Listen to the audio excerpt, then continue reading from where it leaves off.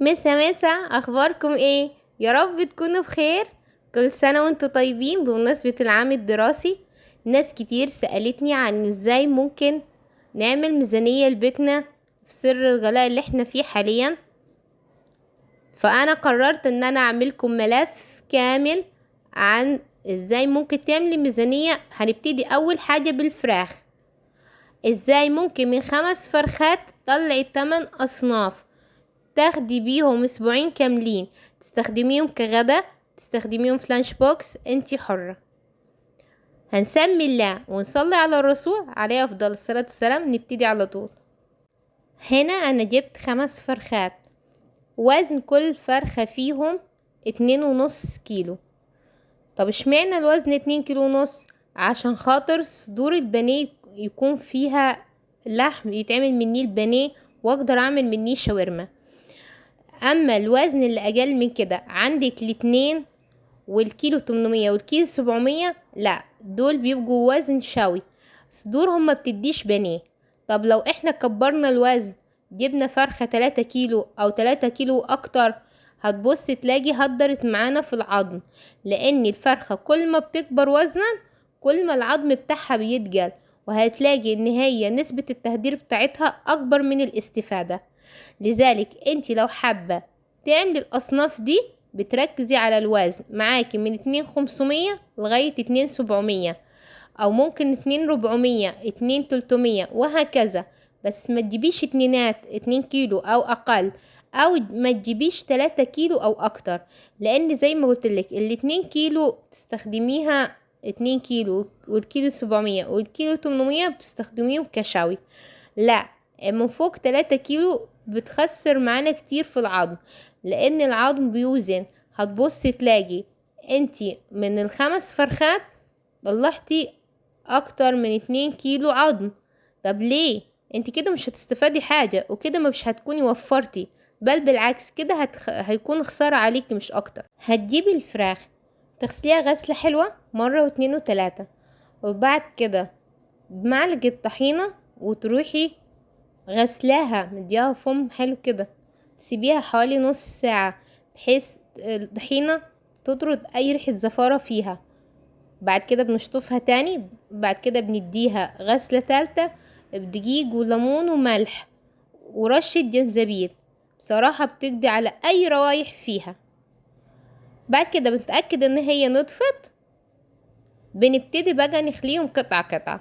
اول حاجة بجيب الفرخة بقسمها نصين، بشيل الضفر اللي عندي جناح عشان ده بيكون سبب اساسي في الزفارة بتاعت الفراخ، وبعد كده ببتدي اقطعهم. انا عندي هنا ما اشتغلتش على 5 فرخات كتقطيع، قطعت 4 وشلت منهم واحدة 5 للشوي. طب مفروض ان الشوي يكون اقل في الحجم، لا عادي، هو ممكن تستخدمي اكبر، بس هو يستحسن ان انت تستخدمي وزن 2 كيلو. بس نفترض ان هي 2 كيلو ونص، برضه هتبقى جميلة في الشوي، بس هتاخد معاكي وقت اكتر. وطبعا لما بتكوني بتخلي، انا بالنسبة لي عندي مقص للفراخ، ده مخصص للفراخ، بيسهل عليك مهمة التقطيع، لان ممكن السكينة تجرح ايديكي في انت بتقطعي. اما المقص بصراحة بينجز معاكي، وبيوصل معاكي لأدق أدق تفاصيل الفرخة، بحيث ان هو ما يهدرش معاكي في الكمية. بتبتدي تقطعي الفرخة ازاي؟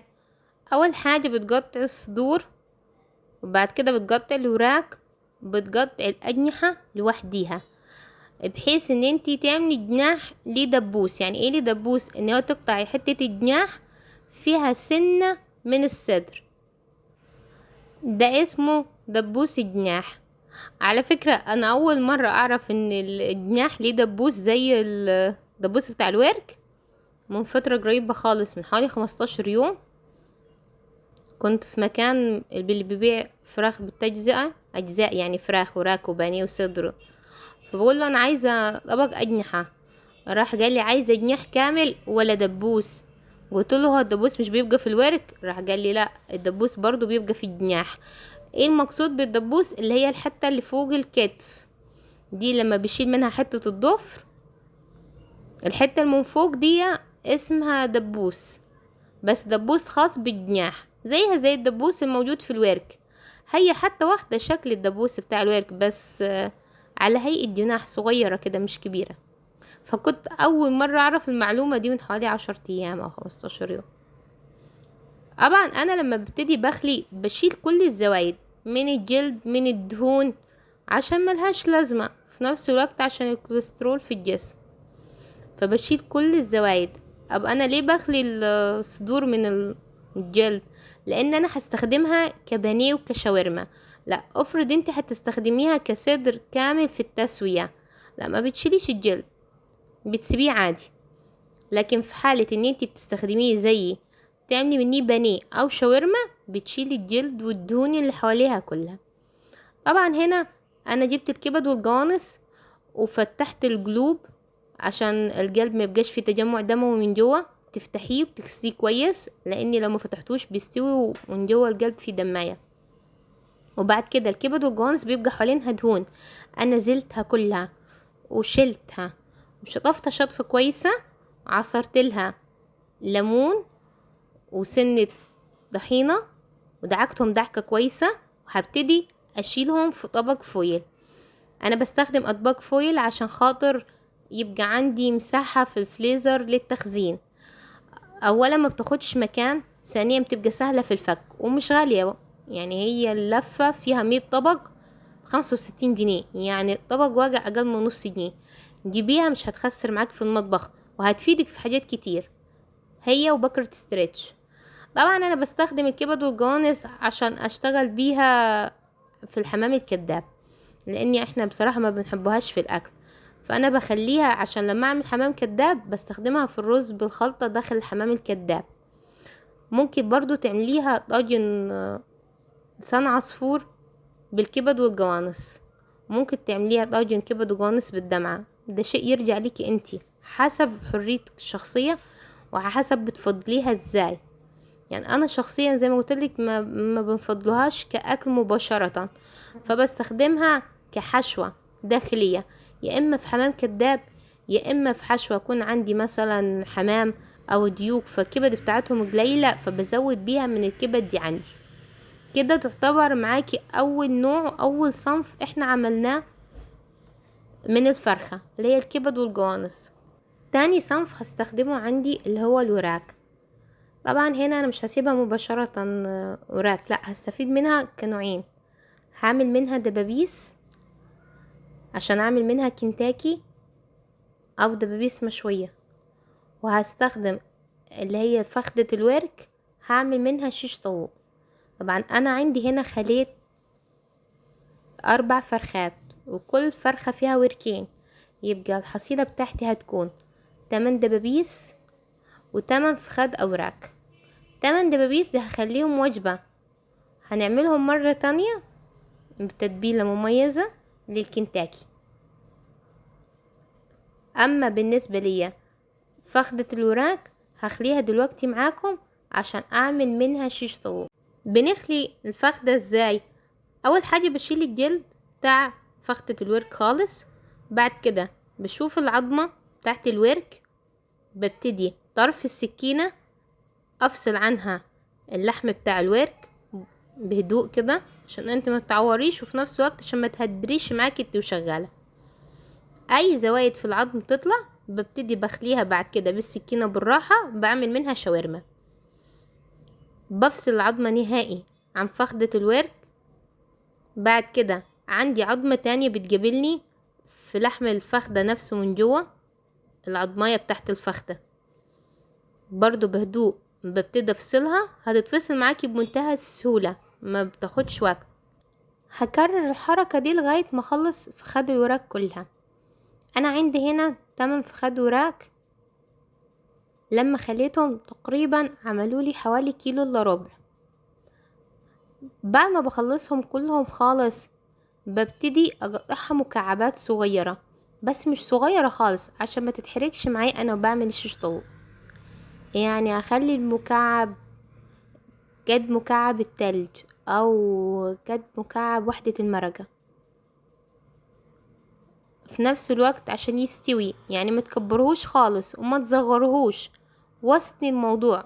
خلي دايما عينك ميزان للشيء، يعني دايما تبصي الحاجة بنظرة تشوفيها، هل مثلا هنا هتستوي، لا هتبقى صعبة معاي في التسوية، هتتهري معاي في التسوية. كل الحاجات دي بتحطيها في دماغك انت وشغالة. طبعا انا بعد ما بخلي اللحمة من العظم برضو بخليها من الدهون، لان الفراخ البيضة بيبقى فيها كمية دهون عالية، فطول ما انت شغالة بتفصلي الدهون دي، سواء كانت في الجلد او سواء كانت في اللحم نفسه، عشان خاطر ما تزودش الكوليسترول في الجسم، عشان خاطر ما بتبقاش لطيفة او احسن حاجة في الفرخة لما بتكون قاعدة. طبعا انتوا عارفين ان العين هي اللي بتاكل، يعني عين البني ادم لما بتشوف الشيء في الاول هي اللي بترتاح ليه. لا لو حست ان المنظر مش لطيف مش هتقدر تاكليها اصلا. فلذلك انتي بالراحة تعملي ايه، بتخلي الدهون انتي وشغالة شوية بشوية، بحيث ما بتخليش فيها دهون خالص، ويبقى المنظر بتاعها سلس، بيبقى منظر لحمة كده لطيف، مفهوش اي شوائب من دهون او جلد او اي زيادات. بعد ما بتخلصي بتقطعي المكعبات بتنجعيها مرة تاني. طب ما احنا ناجعين الوراك من الاول، لا هننجعها مرة تانية، لاني طبعا لما نجعنا المرة الاولانية اللي اتغسل اللحوم من برا، لكن لما بتيجي تقطعيها قطع صغيرة بتلاحظي ان هي من جوا بيبقى فيها ريحة زفارة. فبعد ما بقطع المكعبات خالص كلها بروح حطلها معلقة طحينة، وبحط لها معلقة جنزبيل، وبدعكهم كويس، بسيبهم حوالي نص ساعة عشان خاطر اتخلص من اي ريحة زفر.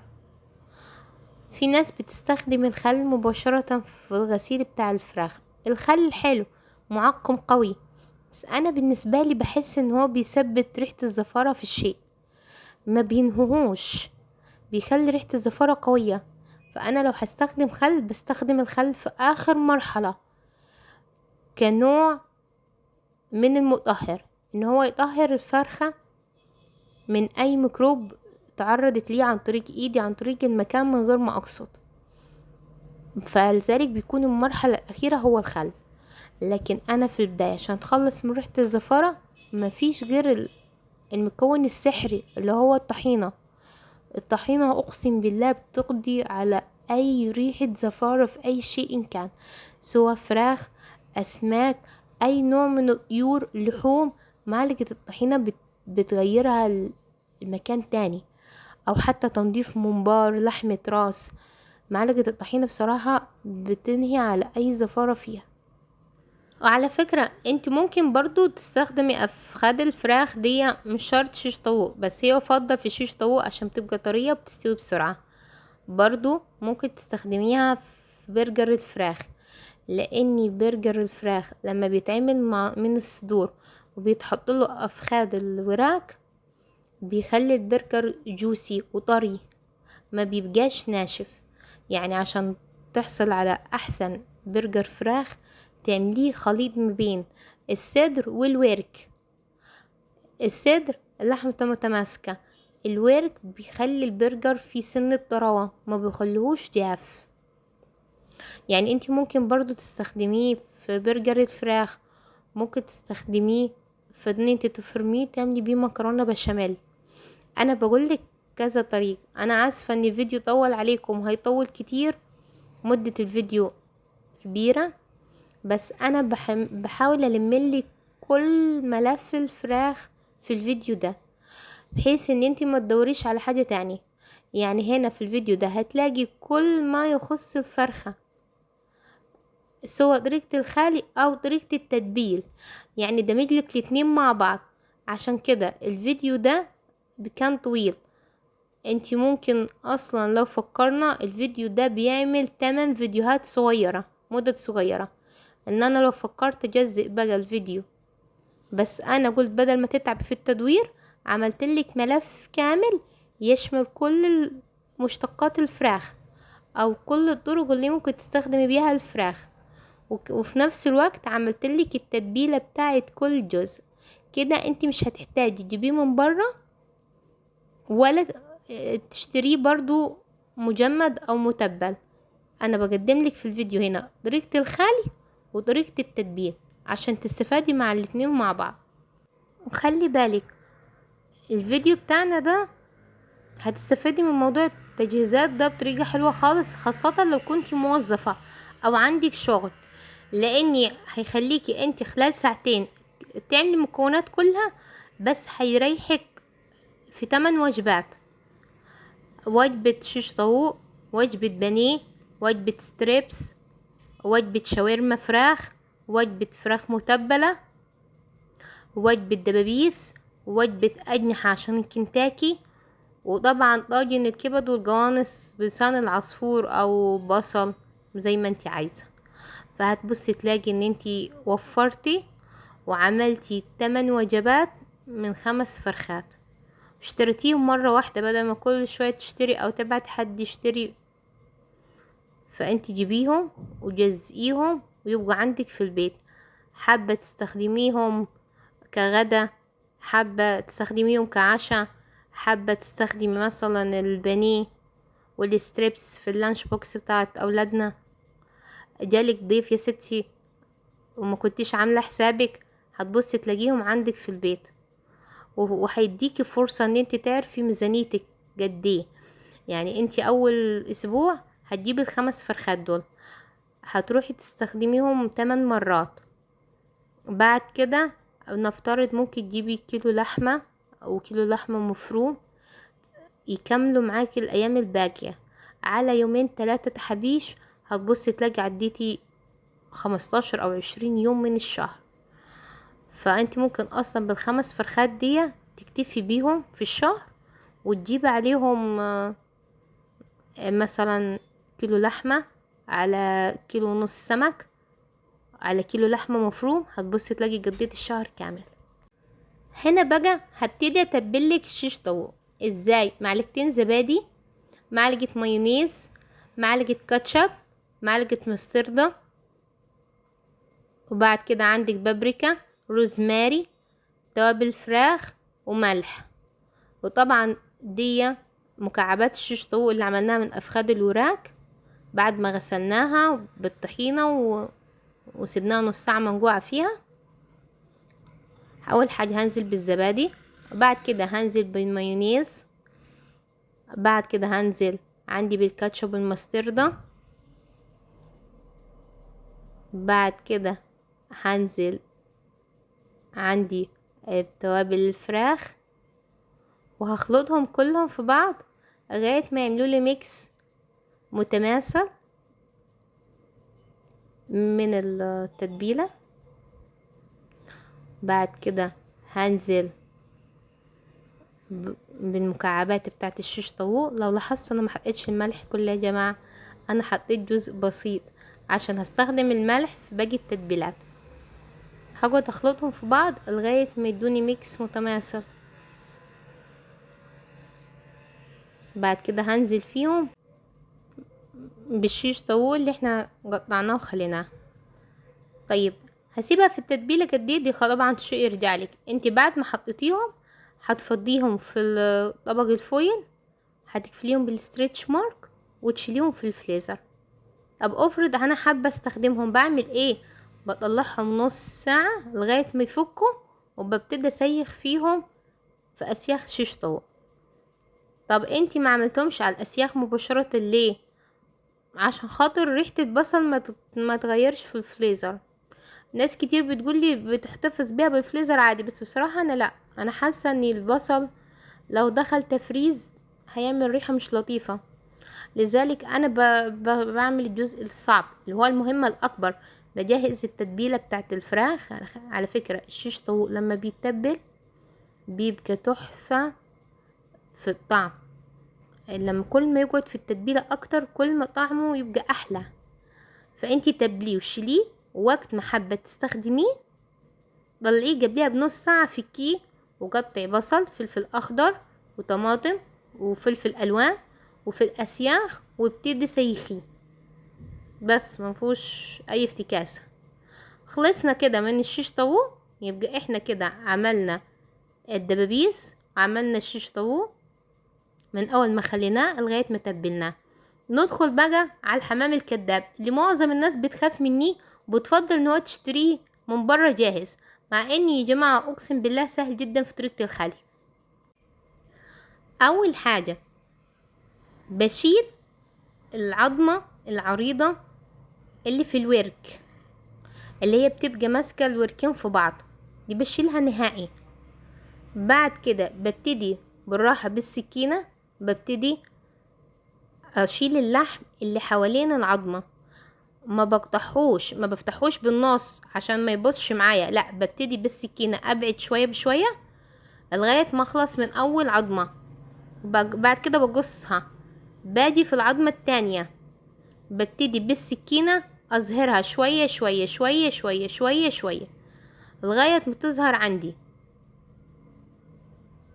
وبعد كده يستحسن ان انت بتعملي مهمة طبعا دي بالمقص، عشان ايه؟ ما تجرحيش ايديكي وفي نفس الوقت ما تبوظهاش. بتبتدي بالمقص تقصي اللحم حوالين العظمة بتاعت الدبوس شوية بشوية لغاية ما تبصي تلاقي اللحم انفصل عن العظمة، وبايديكي بتبتدي توسعي لغاية ما تفصلي العظمية خالص عن اللحماية، وتروحي سحباها مرة واحدة لغاية النهاية. طبعا الحتة اللي من تحت اللي هي في نهاية الورك دي ما بتقصهاش، عشان دي بتبقى بداية الحمام الكداب، عشان تدي احساس فردة الحمام اللي هو الجزء الخاص من فوق بالصدر والجزء الخاص من تحت، فدي ما بتقصهاش، بتحتفظي بيها وتسحب العظمة، هتدي معاك الشكل النهائي اللي احنا عملناه. هنكرر العملية دي في واحدة تاني قدامكم، عشان ناس كتير بتحس ان هو صعب، فانا هعملكم كذا واحدة عشان خاطر تتعلموها بسهولة وخليها انتي في البيت اضمن، او ممكن اصلا ميكونش متوفر حواليكي يعني، فبالنسبة لك لا، انتي تعلم ان انتي تخليها اسهل ليكي، وهي سهلة ما فيهاش اي تعب. زي ما قلت لكم بجيب الورك، بشيل العظمة العريضة اللي هي ماسكة في الورك، بعد كده ببتدي بالراحة. اول حاجة بطلع عظمة الفخذ شوية بشوية شوية بشوية لغاية ما اخلص عظمة الفخذ نهائي واروح قصاها. ببتدي بعد كده اخلي عظمة الدبوس لغاية ما برضو اخلص منها خالص واروح مطلعاها بسهولة. طبعا هنا انا خليت 4 على قد عددنا، انتي بقى بتخلي زي ما انتي عايزة تخلي 2 كنتوا فردين، عايزة تخلي 4، عايزة تخلي 6، على حسب عدد أسرتك في البيت كم فرد، على حسب برضو اللي بياكل فراخ او ما بياكلهاش. بعد ما بخلص الكمية كلها، بصي ما شاء الله منظرها جميل، تحسي منظر الحمام الكداب بعد ما اتخلى، لا يديكي احساس ان هو ايه بقى عايز يتاكل ني، يعني هو شيء صراحة لطيف خالص، وفي نفس الوقت نوع جديد وصنف حلو.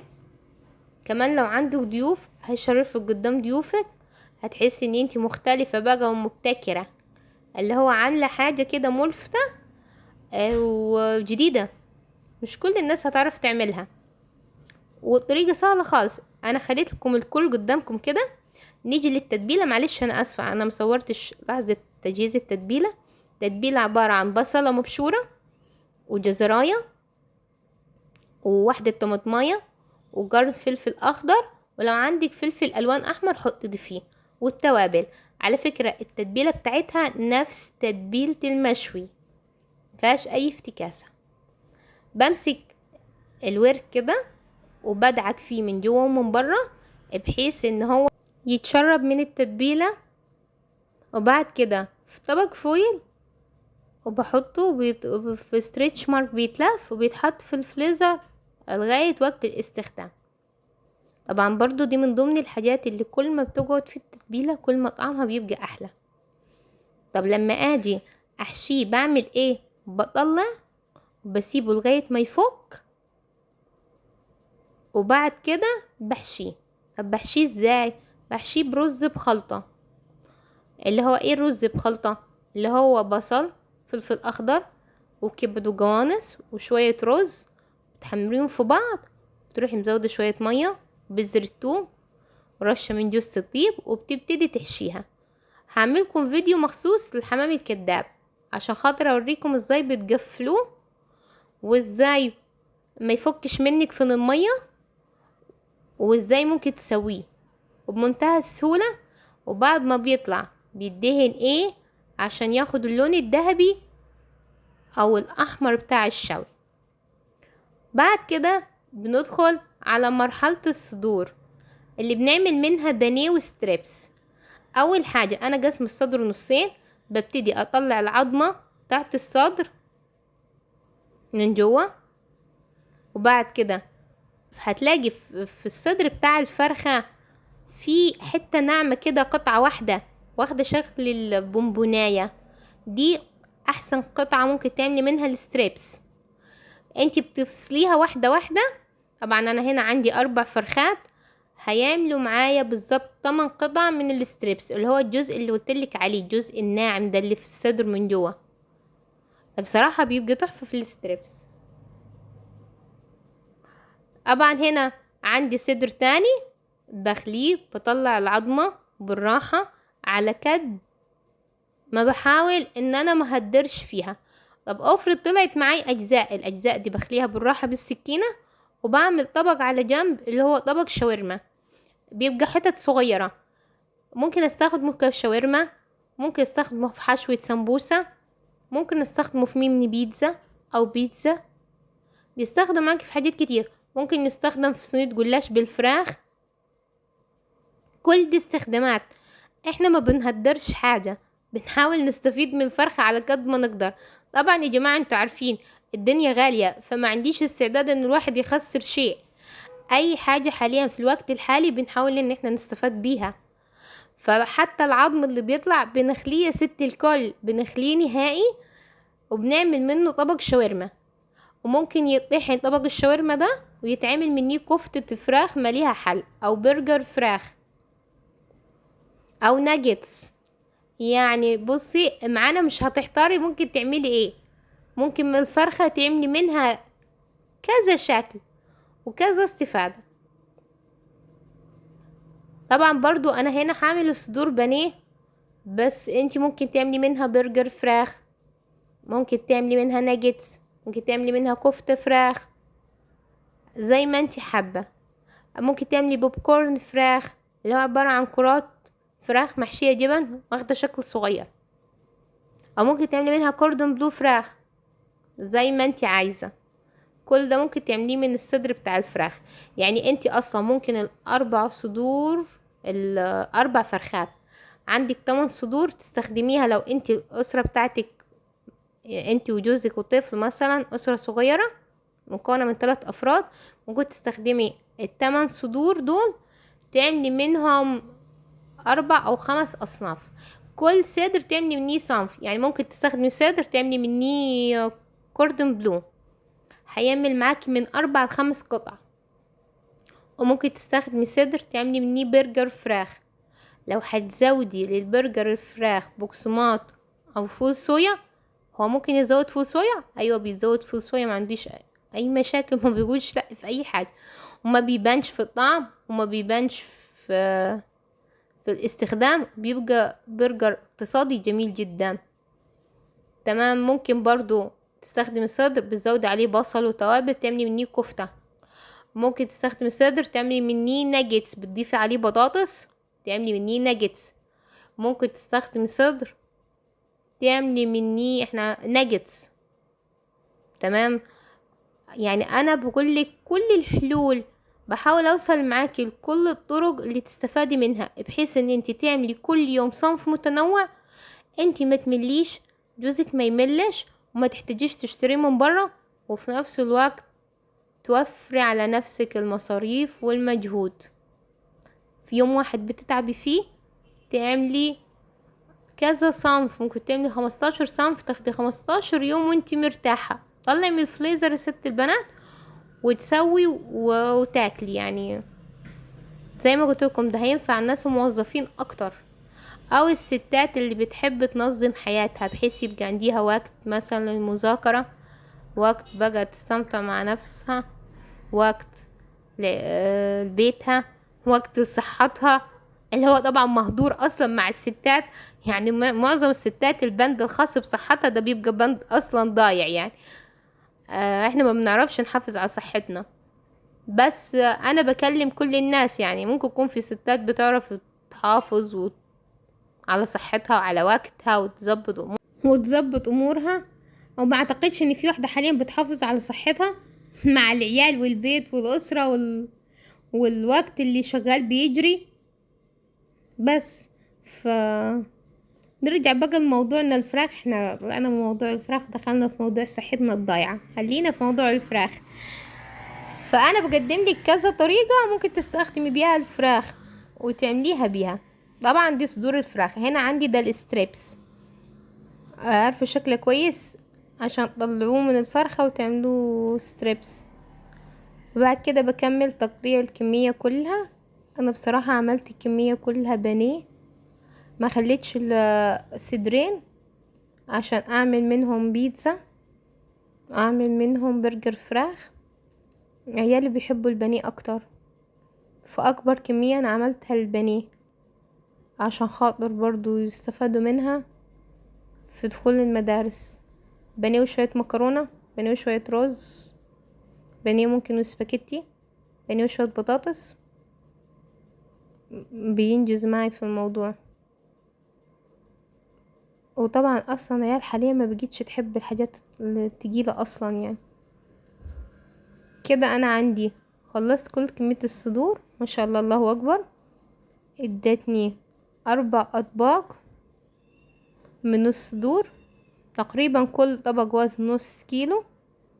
وادتني طبق من الستريبس فيه 8 قطع من الستريبس. طبعا هنا انا وشغالة في الصدور، بس الصدور ما شاء الله نضيفة وبتلمع ازاي، عشان واخدة وقتها في التنظيف والتنقيع من طحينة، الدقيق، الليمون، الزنجبيل. بصراحة ما شاء الله تبارك الرحمن، تحس الصدور بتلمع كده من النظافة. هنبتدي بعد كده نحطها في اطباق فل ونركنها على جنب عشان نشوف الجزء اللي هيتبل بانيه والجزء اللي هيتشال. ندخل بقى على الجزء الخاص بالستريبس.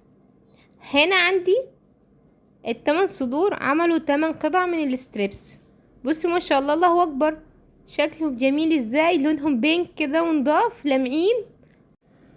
انا بحب اخلي الفراخ مخصوص عشان خاطر الستريبس. طبعا الستريبس هنا بتستخدميه ممكن في كذا شيء، يعني ممكن تستخدميه كستريبس كده في ساندوتش مثلا مع شوية بطاطس او جنبيه شوية مكرونة. وممكن ستريبس تعملي بيه بيتزا الستريبس، يعني بيتزا تعمليها وبعد كده بتجلي الستريبس وتقطعيه قطع وتحطيه فوق البيتزاية. طبعا فرشتله مفرش عشان خاطر اخد له صورة حلوة كده لطيفة. وبعد كده بشيله في الفليزر، طبعا بحط ستريتش مارك وبشيله في الفليزر. يا حلاوة البانيه بتاعنا يا جدعان. طبعا انا بظبط المنظر عشان هاخد له صورة بستخدمها في شغلي. بعد كده ندخل على تتبيلة البانيه. احب التتبيلات الى قلبي، بحب تتبيلة البانيه خالص على فكرة، عشان خاطر انا بحب البانيه اصلا. بعمل عندي بصلة مبشورة، باخد المية بتاعتها ومعلقة صلصة، بابريكا، روزماري، توابل فراخ، وعندي البانيه، وعندي معلقة من الخل. اول حاجة بكب مية البصل مش بصل مبشور عشان خاطر ما يتحركش معانا احنا وبنجلي، او ما يخليش التتبيلة تفك. وبعد كده معلقة صلصة، ويفضل ان هي تكون معلقة هريسة عشان يبقى تتبيلة البانيه بشطشطة كده. بس طبعا بالنسبة للناس ما بتحبش الشطة بتحط معلقة صلصة عادية ومعلقة خل. بدوبهم في بعض، بنزل فيهم بشرايح البانيه، بدعكهم في بعض جامد. بعد كده انا بعمل حركة، بدل ما انا اجيب طبق بيض وابتدي اخد شريحة شريحة واحطها في البيت وارجع احطها في البقسماط. لا، انا بختصر الوقت خالص، بروح ضايفة البيضة من فوق على البانيه والتتبيلة.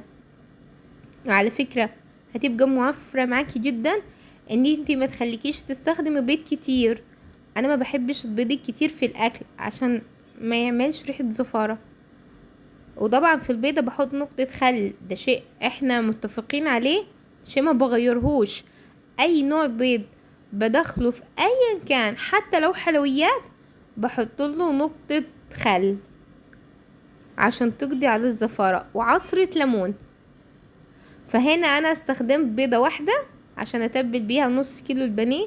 وبالحركة اللي انا بقولك عليها، لو هتبلي 3 كيلو بانيه مش هتستخدمي غير بيضة واحدة فوق التتبيلة، وتروحي ضايفة البيضة، تروحي ضحكام في بعض، وبعد كده تبتدي تحطيه في البقسماط ومش بيفك معاكي.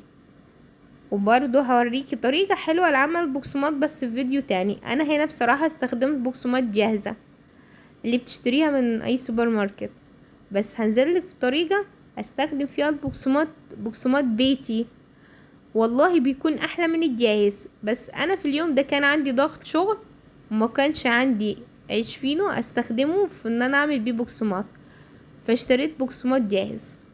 بس في العادي هوريكم طريقة حلوة تعملي بيها البانيه ويطلع معاكي ذهبي وفي نفس الوقت الطعم جميل وموفر، بانيه اقتصادي. ان احنا حاليا بنحاول نوفر في كل حاجة عن طريق بقسماط بيتي انتي بتعمليه. طبعا هنا انا هضيف البيضة وهدعكم في بعض. بس يا جماعة لو هتحطي البيضة هتعمليه في البقسماط مباشرة، يعني لو مش هتضيفي، مش هتشتغلي على طول بالبقسماط ما تضيفيش البيضة. بمعنى انا هتبل البانيه تمام، وبعد كده شوية لقدام كده مثلا اخر اليوم هضيف ليه البقسماط، يبقى ما احطش البيضة. انا بحط البيضة في لحظة ما هستخدم البقسماط مباشرة. لاني في مرة انا اخطأت بعد ما عملت التتبيلة رحت عاملة البيضة ورحت سايباها، كانت النتيجة وحشة خالص، ريحة البيضة غيرت في التتبيلة مع قعدتها في التلاجة. فانا ما عايزكيش تعملي كده، لا، انا طول ما انا تبلت التتبيلة بتاعت البانيه تمام خلاص هستخدم البقسماط وهحطه على طول اعمل الكفر بضيف البيضة. لا، انا مثلا هعمل التتبيلة وهسيبها مثلا يوم كامل او هتبات، او انا مش هدخلها تفريز اصلا، يعني انا هعملها واسيبها مثلا مدة ساعة 6 ساعات ساعتين 3 تتشرب من التتبيلة واستخدمها. لحظة ما هحط البقسماط هروح ضايفة البيضة وعاملة البقسماط. ببتدي اطلع قطعة الصدور بتاعت البانيه واضيفها في البقسماط واضغط بكل قوة عشان خاطر الكفر يلزق في التتبيلة بتاعة البقسماط، اسفة التتبيلة بتاعة البانيه. تمام، بصوا ما شاء الله، الله اكبر شكلها ازاي جميل، لونها ذهبي. طبعا انا هكرر العملية في كل كمية البانيه المتاحة عندي. طبعا حركة البيضة طبعا لما اتضافت على التتبيلة هتخلي الكفر يمسك بسهولة، وفي نفس الوقت لو عملت 2-3 كيلو بانيه هستخدم بيضة واحدة. كده انا وفرت في البيض، وعشان خاطر في نفس الوقت ريحة البيض ما تبقاش شديدة في البانيه، وهتخلي الكفر متماسك جدا بتاع البانيه. طبعا انا عندي هنا 2 كيلو صدور عملتهم بانيه، هتبل منهم كيلو، وهشيل كيلو ممكن استخدمه في اشياء تانية. هاجي بعد كده اعمل التتبيلة بتاعة الستريبس. تتبيلة الستريبس تختلف شوية عن تتبيلة البانيه، يعني حاجة بسيطة. انا اللي خلاني خليتها اختلفت في المرة دي ان انا حطيت معلقة صلصة في تتبيلة البانيه. ممكن برضو استخدمها على فكرة معلقة الهريسة لو انا حابة الستريبس ان هو يكون حار. بس طبعا انت لو هتستخدميه عشان اطفالك في اللانش بوكس مش هتحطي معلقة الهريسة، عشان الاطفال ما بيحبوش الحاجة تبقى حارة، الا بقى يعني عدد قليل من الاطفال. نيجي بعد كده هندخل على تتبيلة الستريبس.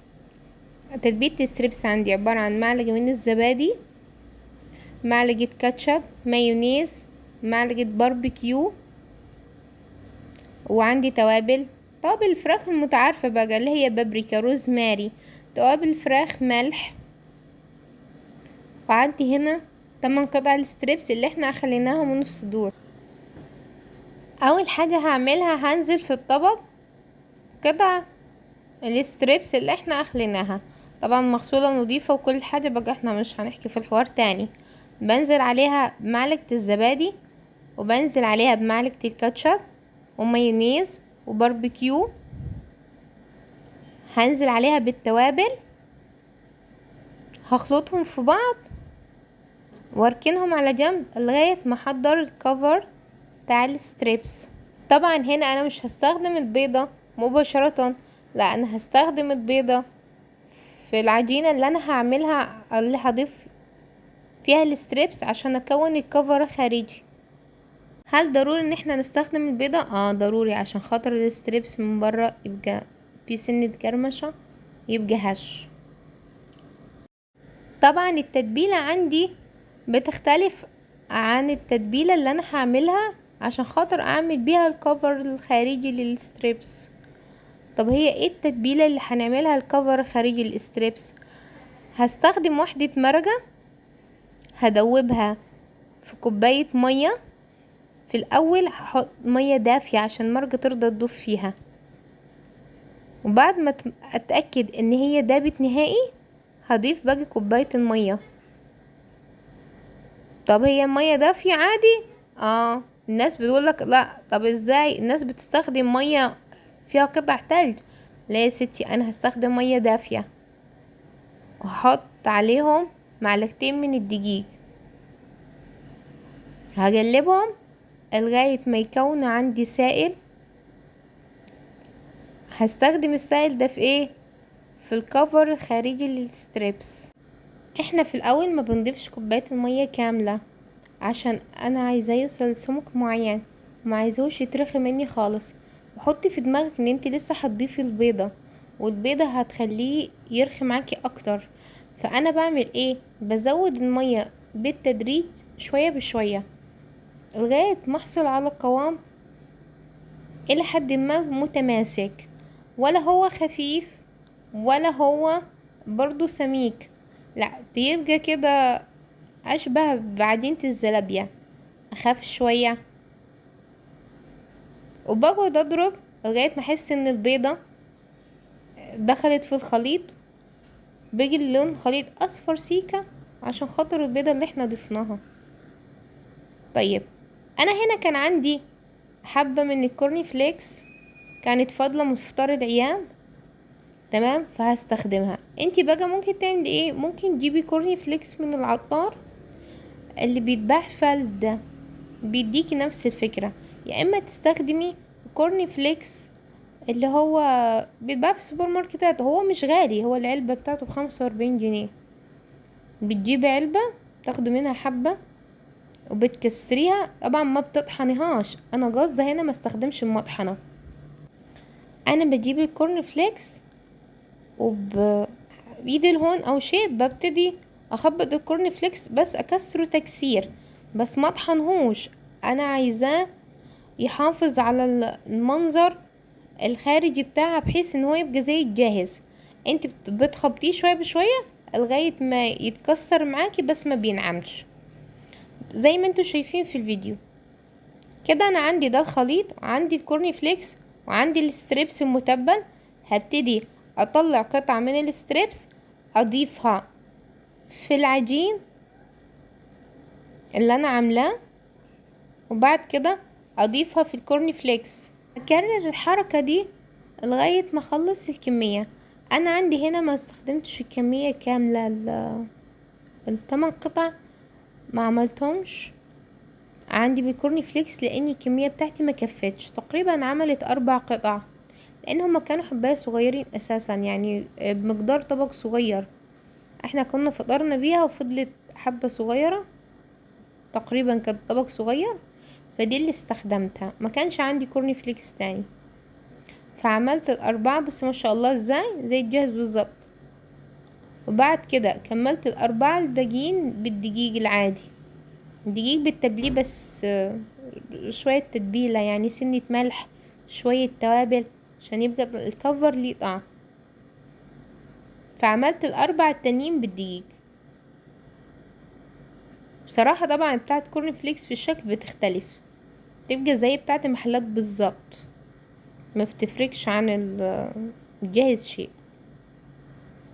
فانتي يوم ما تكوني مقررة تعملي، يستحسن ان انتي تجيبيلك مثلا نص كيلو من العطار، تخلي عندك عشان تستخدمي على قد الكمية اللي انت هتعمليها. بعد ما بعمل كده بجيب طبق فل، بس بعمل ايه، بحط كيس سندوتشات وبضيف عليه قطعة. كيس سندوتشات، عارفين اكياس الشفافة بتاعت السندوتشات دي او اكياس التلاجة، بحط كل قطعة بحط بعديها كيس، قطعة بعديها كيس، قطعة بعديها كيس. ليه؟ عشان لما اطلع الستريبس في اي وقت ما يلزقش في بعض، وتبصي تلاقي الكفر بيتكسر معاكي انت وبتطلعيه. لا، انت بتعملي ايه، بتحطي كيس سندوتشات عازل ما بين كل قطعة وقطعة. طبعا هو مش تهدير، هتقوليلي كمية الاكياس، هو انت بتجيبي كيس السندوتشات ده تقريبا فيه 100 كيس ب25 او 30 جنيه، يعني الكيس ملحقش ربع جنيه. فبس طبعا هيخليكي تحافظي بقى على الستريبس زي ما هو بدل ما يتكسر معاكي. نفس الحركة على فكرة هتعمليها في البانيه، ان انت تضيفي كيس وتروحي ضايفة عليه كيس وضايفة عليه لغاية ما تخلصي كمية البانيه كاملة. لما تيجي تفكيها هيطلع معاكي البانيه واحدة واحدة، هيبقى سهل في التحمير، وفي نفس الوقت هيطلع لك بالكفر. نيجي بعد كده نتبل الفرخة. طبعا الفرخة دي انا حاولت ان اجيها اقل واحدة فيهم، لان هما مش كلهم وزن واحد، تقريبا دي ممكن تكون 2.5. هنا عندي بصل وعندي طماطم وعندي جزر وعندي فلفل، وعندي معلقة من الزبادي. طبعا الزبادي في الفراخ المشوية بتخليها طرية، ما بتخليهاش تنشف.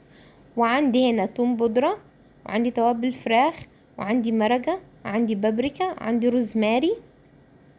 الحاجات دي بصراحة بتخلي الفراخ المشوية في مكان تاني، بتديها طعم وريحة تبارك الرحمن، تحفة خالص. وبحط عندي بذرتين من الثوم مبشورين، بخلط الخلطة دي كلها في بعضيها، بستخدمها في شوي الفراخ. طبعا بعد كده بحط حتة ملح، وعندي هنا كيس توابل اللي هو توابل شوي كان عندي في البيت فاستخدمته. على فكرة مش شرط ان انتي تستخدميه، لاني انا حاطه توابل اساسا. فتوابل الفراخ مع اللي هي بتاعت المشويات مع التوابل الاتنين عادي، يعني ما بتزودش شيء. يعني انتي ممكن تكتفي بالتوابل اللي انتي ضايفاها اصلا بتاعت الشوي، يا اما بقى العكس، يا اما تكتفي بكيس التوابل للشوي، لان هما الاتنين واحد. بس انا زودتهم احتياطي، يعني عشان ايه، ازود الريحة اكتر واعزز الطعم.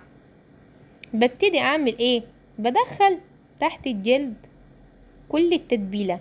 بص ازاي بحط تحت جلد الفرخة بين الصدر والجلد، عشان خاطر لما تيجي تستوي الفراخ تلاقي تحت الجلد الخلطة. ما بكتفيش ان احطها من بره بس، كذلك الامر في الوراك ببتدي اضيفهم تحت الجلد، وادعك في الفرخة كويس بحيث ان هي ايه تاخد الطعم والريحة. بعد كده بحطها في طبق فويل، بحفظها في الفريزر لغاية ما استخدمها. بصراحة الفراخ بالذات لما بتتبل في الشوي قبليها على الاقل بيوم مثلا، او تحطيها في الفريزر وتستخدميها بعديها بيوم 2 4 اسبوع، بتخلي الطعم في قلبك حاجة وهم كده، وفي نفس الوقت بتخلي الفرخة بتستوي بسرعة.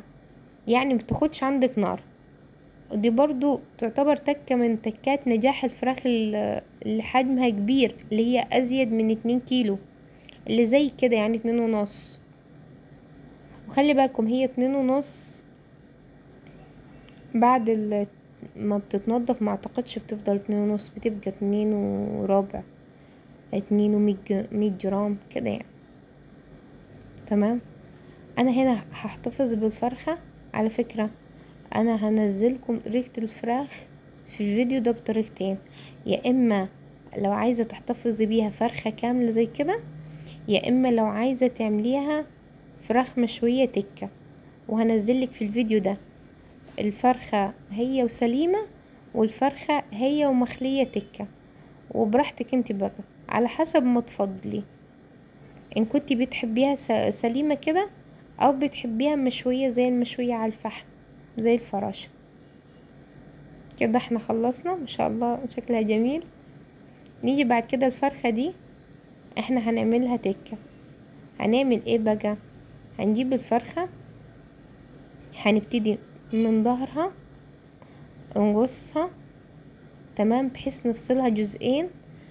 يعني ايه جزئين؟ شكل الفراشة، مش قطعتين، يعني مش كل قطعة منفصلة عن التانية، لا. بس تقريبا الفرخة دي احنا من كتر ما غسلناها عذبناها اساسا، يعني تقريبا هي دابت اصلا من قبل ما تتبل، من كتر ما اتغسلت واتدعكت بالملح والخل والليمون. هنبتدي بعد كده نفصلها زي ما قلنا بالنص عن طريق سلسلة الظهر من ورا، ونحاول على قد ما نقدر نحافظ ان هي ما تتفصلش يا جماعة عن بعض، لاني لازم يكون شكلها فراشة. واحنا شغالين بالمقص بتاعنا هنبتدي نشيل اي زيادات من الدهون، سواء تحت في منطقة الورك، سواء فوق في منطقة الرقبة، لان طبعا الدهون دي لا بتبقى لطيفة كمنظر ولا في نفس الوقت صحية. كل الدهون الزيادة دي احنا بنشيلها اصلا عشان ما تزودش معانا كوليسترول في الجسم وتزود الوزن. فبعد كده احنا هنشيل الجزء الخاص بالرقبة ده كله اصلا. بعد كده هنبتدي نخلي العظمة بتاعت الصدر من جوه بتاعة القفص الصدري بالراحة بس، واضغط على الفراخ بحيث تتفتح فراشة.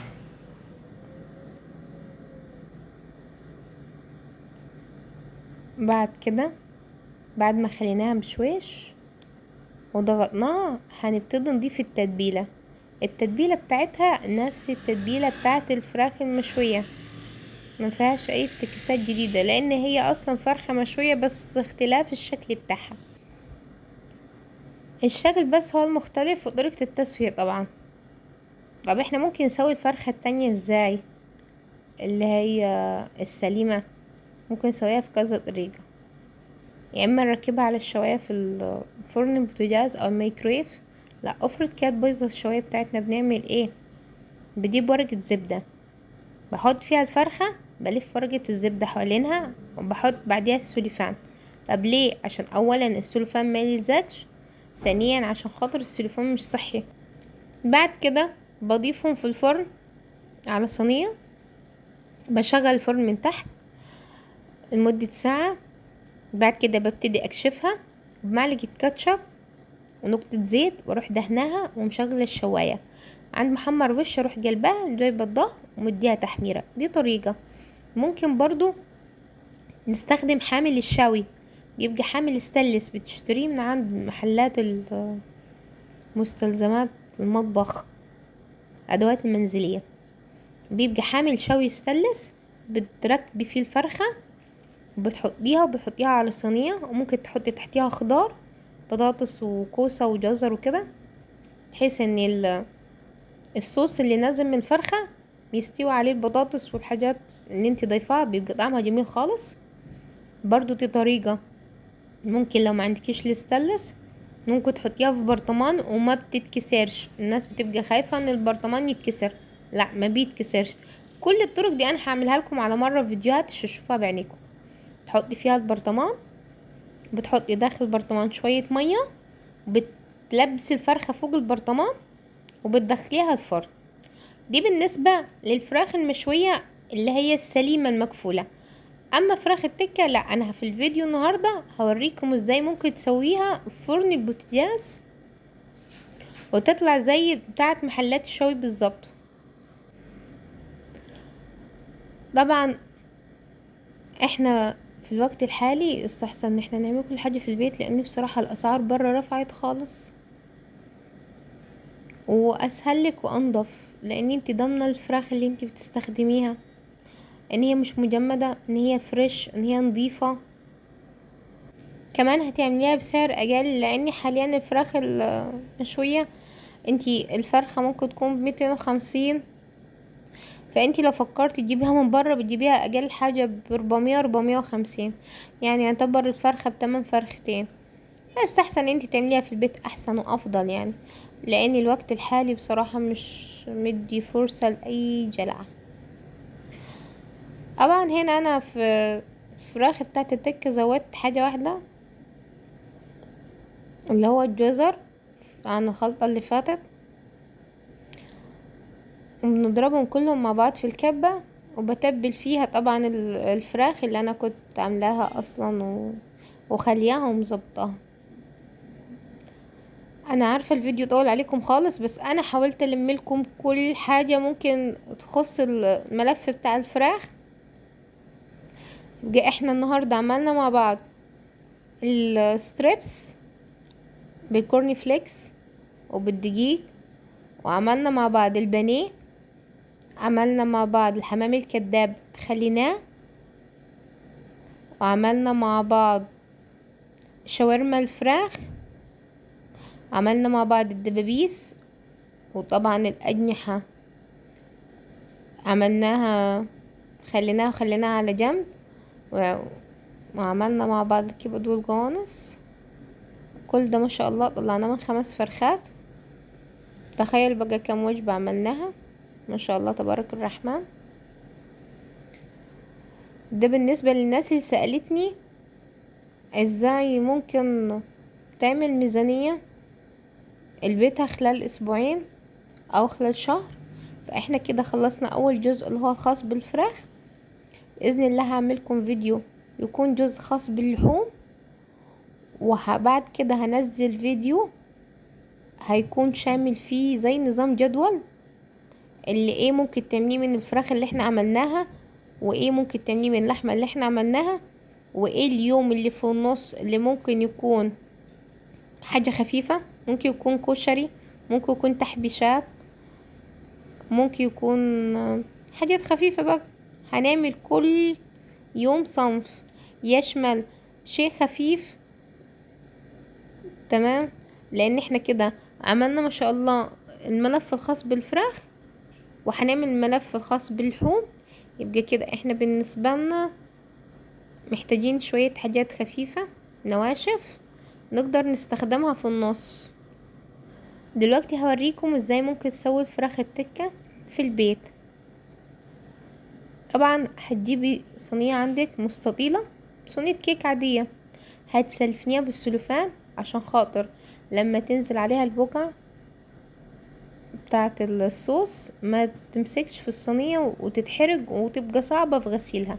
فاحنا هنعمل ايه؟ هنغلفها كلها بالسلوفان، والسلوفان هيحافظ على المية اللي هنضيفها اللي عن طريق بخارها هتبتدي تستوي الفراخ. طبعا دي شواية استانلس بتتباع عند اي محل ادوات منزلية، بتجيبيها حجم صغير 30 في 30 عشان تدخل معاكي في فرن بوتاجاز. تفتحيها وتدهنيها حتة زيت وبتضيفي الفرخة، وبعد كده بتبتدي تضغطي بالفرخة جامد عشان خاطر تقفليها، عشان خاطر تاخد فيها شكل المكعبات. بتضيفي كوبايتين او 3 مية من تحت سخنة، وبتضيفيها في فرن البوتاجاز، بتشغلي عليها البوتاجاز من تحت لغاية ما تحس ان هي استوت. بعد كده بتشغلي عليها الشواية. انتي حطاها في الفرن، بيبتدي كل ربع ساعة من الصوص اللي نزل من الفرخة نفسها بالفرشة، وبتروحي تديها ايه رشة كده عشان ما تنشفش، عشان تحافظ على نفسها جوسي في الفرن. هي تقريبا بتاخد ساعة الساعة وربع. لو انتي متبلاها كويس وقاعدة من فترة في التتبيلة يوم على الأقل.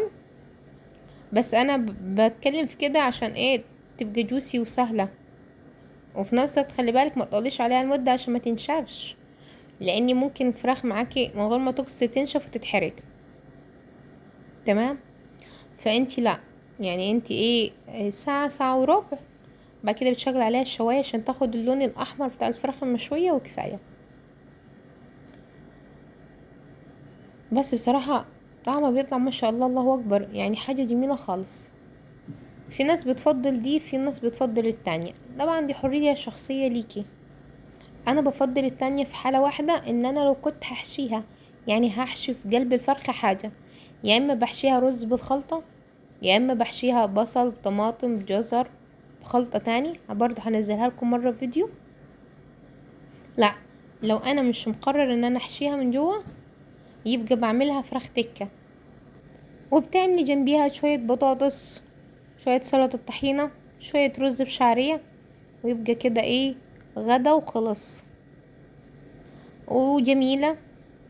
وفي نفس الوقت العيال هيحبوها وهيفضلوها على فكرة ان انت تعملي اكل تقليدي، الاكل العادي، اللي هي فكرة ان تسوي الاكل او الفراخ بالطريقة العادية، وبتعمل عليها اللي هو طبيخ خضار ورز. ما بقيتش ماشية مع عيالنا الايام دي، الاطفال ما بقيتش حباها. فاحنا جينا نضحك عليهم بقى بافكار واختراعات عشان خاطر هم يعني يتقبلوا فكرة الفراخ او اللحمة بطريقة مختلفة شوية عن الفكرة التقليدية، وفي نفس الوقت اقتصادية. هتوفر معاكي اليوم، طول ما انتي متبلة ومجهزة شغلك من بدري، هتبص تلاقي ان عندك وقت بيجي في يومك، ان انتي الغدا ما بياخدش عندك وقت، بتطلعي بتستخدمي على طول. هو هياخد منك مثلا 3 4 ساعات في الاول في التجهيزات، بس بعد كده هتلاقي كل حاجة سلسة. بكده يكون وصلنا نهاية الفيديو بتاعنا. انا اسفة فعلا طولت عليكم خالص، بس انا كنت بحاول ان انا اساعدكم والم لكم كل حاجة في فيديو واحد. ان عجبك الفيديو متنساش تعمل لي شير ولايك وتفعل الجرس. كنتم معهم كيان.